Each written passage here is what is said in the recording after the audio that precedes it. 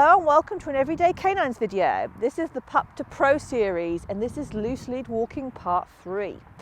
In this episode we're going to look at some problem solving for when you take that next step and you actually are asking your dog to walk to the park or wherever.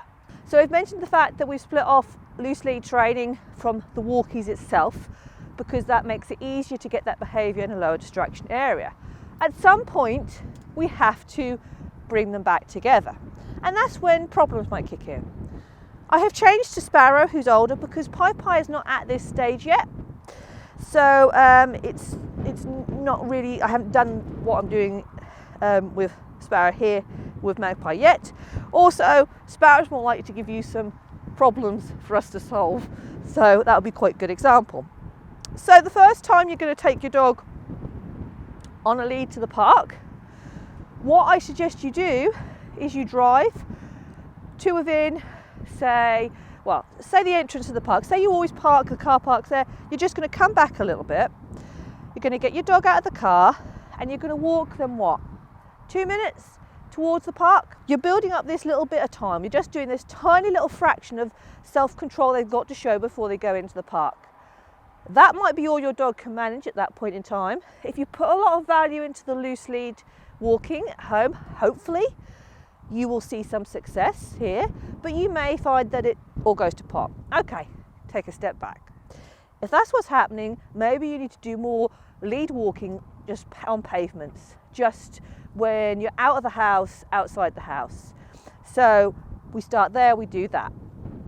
Then we'll try again at the park. Now, what you can do is if you're really having problems and you can't get any form of loose lead with your dog going into the park, you could do the opposite. You could have them loose lead walk out of the park. They've had their run around, they're a bit more tired. Now you're going to do the loose lead, and we're not going to talk long, we're talking 1-2 minutes, just up the road. Even if you have to put them on lead, walk past your car, walk back to your car, get in your car. We don't want to ever make loose lead walking a punishment, because that's what sometimes people do. The dogs misbehave, right, you're on a lead now. We also don't want to make running off the park, loose running at the park such an excitement level that they can't loose lead walk. So we're trying to work with the dog, find the best way of doing this, and we're not punishing the dog for failing to loose lead walk. So you're saying to me, well, hang on a minute, I meant to take my dog to the park. The dog has gone to the park and we've tried the loose lead and it didn't do it at all. What do I do? Okay, you're not going to just let the dog straight off and go. Oof. What you're going to do, Sparrow, is you're going to ask for some behaviour that the dog can do easily. So it could be a sit, could be downs, could be high five. High five? Yeah. Ask for a few trick behaviours, then let your dog off the lead. You want to disconnect, I pull, I get off the lead. That is the whole thing for this basis. If you ever allow your dog to pull you to the park and then you let him off because I just can't deal with it today, running in the park is such high value, you're setting yourself up to have a dog that pulls all its life. So we take that element away. Yes, I know. And we say, right, okay, we can't quite manage the loose lead walking just yet, but we'll do something else so she didn't get the reward for running off in the park by pulling.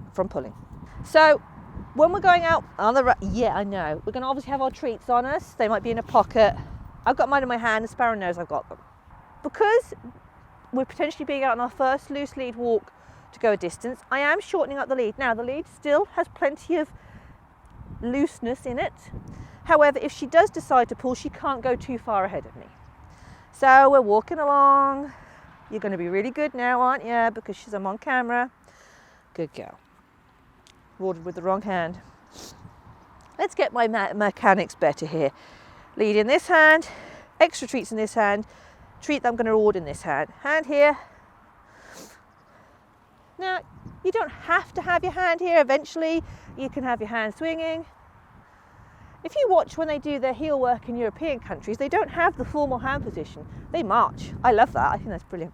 So yeah, but the idea is I've got my hand somewhere around here, ready to reward my dog. and Sparrow's being an ever so good girl.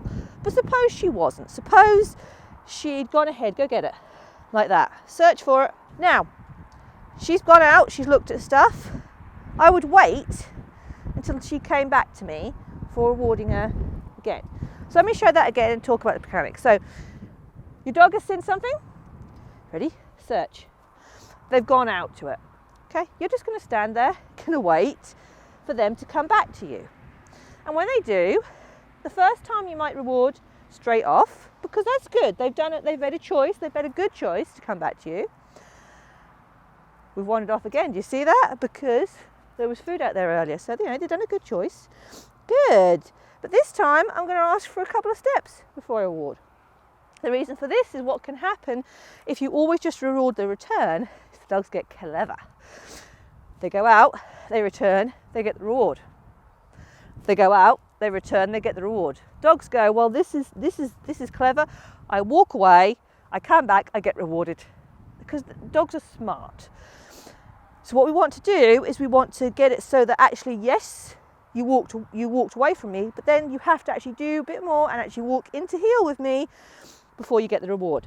It's also a case that you're going to keep rewarding as you're going along, so that they appreciate that that is where you want them. That's what's earning the reward, not the going away, coming back. So what happens if your dog goes out and stays out and doesn't come back? So if that was to happen, because they've seen something that's so good they can't come back, okay, search. What we do is we're going to calmly turn away and walk the opposite way. And we're going to do it calmly. We're not going to yank or pull. We're going to just walk calmly. So dog's gone that way. We're going to just turn around and walk. No big fuss, no big deal. And then we'd walk in that direction for a while. Once they're concentrating and focusing on us, reward, then we might try and go back towards the distraction, depending what that distraction was. Supposing it was the entrance to the park, we might try to get back again. If that was too much, then we might have to say, right, I walk away from it, I do something else, reward, and then I pick up going towards that another day. That's what we're going to do. We're going to keep building that reinforcement. And all the time we're asking them to choose where they want to walk. And we're asking them to choose to be beside us.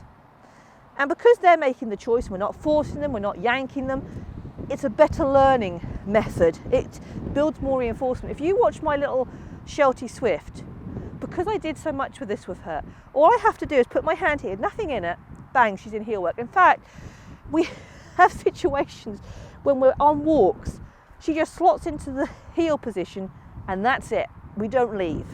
And I have to say, would you like to go have a run round? Because it's such high value for her to be next to me. And sometimes I have these ones, well, I have 3 of them. They're all just walking like this and I'm going, would anybody like to have a run around? But because they've had so much value for choosing to be in that position, it makes them want to come back and do it more. So what about if the situation is that your dog lunges at something, pulls and lunges towards something because there's something out there that's of such high value they can't concentrate? So it could be your dog wants to lunge towards a bicycle, a car, other people, other dogs. That's something in itself, a behaviour you've got to work on, because depending on why your dog does it, it could be excitement based or it could be fear aggression. But that is something or high prey drive, that is something you're going to have to work on in another way. But for the purposes of this exercise, supposing for her that'd be a cat. Supposing actually that's a lie, you're not that fussed by cats, but supposing there was a cat. She saw a cat, I knew she was about to launch off. What do I do to get her to come back? If I just stand there, she'd be yanking and pulling. Well, she wouldn't, but suppose no. Yanking, pulling, maybe barking, we don't want that. So what we're going to do is we're going to add in a distraction to distract them from the distraction. This would either be a toy or food. So with Sparrow, it's definitely going to be food. So imagine there's a cat, there's a cat there. Oh, look what I've done, Sparrow. And I just scattered treats. And she's busy now. That doesn't matter anymore, busy now. Search for that. I do this when I'm out with my dogs and I've got 6 I'm walking, and sometimes they see something that they don't like. Maybe it's another dog barking at them. That happens sometimes. We're going along, another dog starts barking at them. I get a handful of treats, I throw it on the ground. do that. My dogs are then calm, they're getting their food, they're not reacting to the other dog going past. If I did nothing, then they might react, but because I've thrown the food down. Again, if your dog's more toy motivated, then you'd throw a toy or have a toy in your hand and play tug. It's all about changing their direction of focus. If your dog is at a level with its behaviour that high value treats, and these would be high value, though you can then reduce to really low value terrible treats, because I have actually thrown handfuls of kibble on the floor, which is low value to them, but they've still been interested in that. But if your dog is at such a level that they can't respond to the treat or the toy, that is a whole nother ball game. If they're that overstimulated by just going out on the walk, that's something you've got to bring down before you can then get to this stage. This is just, we're talking about dogs that we're not looking at those extensive behavioural difficulties and challenges that can come with some dogs. We're looking at more of a lower level. We're talking about puppies here that are just getting to know life and what is out there. The thing to remember throughout all of this is distractions and consistency. Distraction level is what's going on in the environment, how is my dog coping with the environment. So we start with in a small area that's confined, like the sitting room, where it's low level distractions, not much else going on. Then we'd move to a garden, then we move up and up, and we're gradually increasing that distraction level. If at any stage our dog is really struggling, we need to go back. The other thing to bear in mind is excitement levels. Don't expect your dog to walk nicely on a lead when it's overexcited. So I would not play a huge game of tug with my dog and then ask them to do loose lead walking. When they're more experienced, that's a different story, because I might actually use something like that to reward loose lead walking. But that's when they're getting to a stage where they're really experienced, they know their job. But with a puppy, I wouldn't do that. I wouldn't play a game of fetch. I wouldn't get the dog all riled up, then say, all right, now you've got to do self-control. It's not fair. So the same might apply to going for a walk. It could be that you have the dog run around on a lead and have a walk, and then when you ask them to loose lead, their brain is gone. If that's the case, you might have to do something such as calm down the end of the walk before you ask them to loose lead. So it could be that they've been chasing the ball, they're really high because they've been chasing the ball. I don't do ball chasing anyway because it does tend to over level the dogs. And so what you do, madam, is you'd then stop, take the ball away. Then we've got to ask for a bit of calm, get the dog to calm down where it's just going around sniffing. You could throw some treats on the floor, take that level down a little bit, then we ask to loose lead. And the same applies if you're going to an area that's new to the dog and they're just too overwhelmed. Don't get cross if they can't loose lead walk. We're all building on that success and building challenges. And the other thing comes down to consistency with you. If you're consistent, your dog will succeed. If sometimes you let the dog pull, sometimes you don't, you're going to have a dog that pulls. So one last couple of things of problem solving, and there's a couple of things I want to talk about. First off, what happens if your dog gets out and is not a puller? It's the opposite, it's scared of everything. Happens. Magpie doesn't like going out in the dark on her own, on a loose lead, not on her own, with me obviously. Yeah, she doesn't like that, she's nervous. So again, if we're having that situation where our dog is worried, then we have to do building up their confidence by reinforcing good behaviour. Now, you can't reinforce fear. Fear is not something you can reinforce. So never be worried if your dog is nervous and looking stressed and you offer a treat. Don't think, I'm rewarding, I'm making that dog more fearful. You're not. That is a myth. It's been scientifically proven to be a myth. If you watch my firework phobia series, I'll explain in depth why you can't reward fear. So it's okay to reward a dog when it's looking nervous. So say I got out of my house and my dog's going, oh, I'm not sure about this. I might just start by working on the doorstep with my dog, rewarding the dog just for being calm on the doorstep, watching the world go by. That's it, go back in. Then I'll ask for a few steps down the road, reward, come back in. And that's how you build up that level of confidence. The other thing I want to show you is if you do have a dog that's a bit of a puller, one way you can help yourself is when you go out on your walk, have your dog walk on the inside of you against something like a wall, fence line. So if you're pavement walking, this is really easy. The reason for this is it reduces one angle of their ability to pull. So if I'm here and I've got all this open space, my dog has all this room to pull into, right? If I've got something here, my dog only has the option to pull ahead, potentially, and they're a lot more likely to come into me. So this is quite a handy little trick, which I'll demonstrate, and I used to use it a lot with my Labrador, who was a very bad puller. This is why I've done so much work with my later dogs.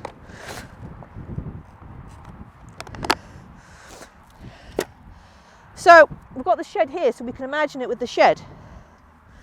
So we're going to get the dog right close into us. Can you come in here? Come here, come here, come here.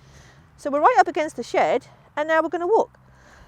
And because we've taken out one element of where they can pull to, they can't pull to the side, we actually help them to focus down. We're also reducing distractions, because that's one less, they're almost like blinkers on a dog. I'm blocking the view there. This is blocking the view to the left. So all we've got that view is ahead, so we're actually reducing the level of distraction. Right, come around here.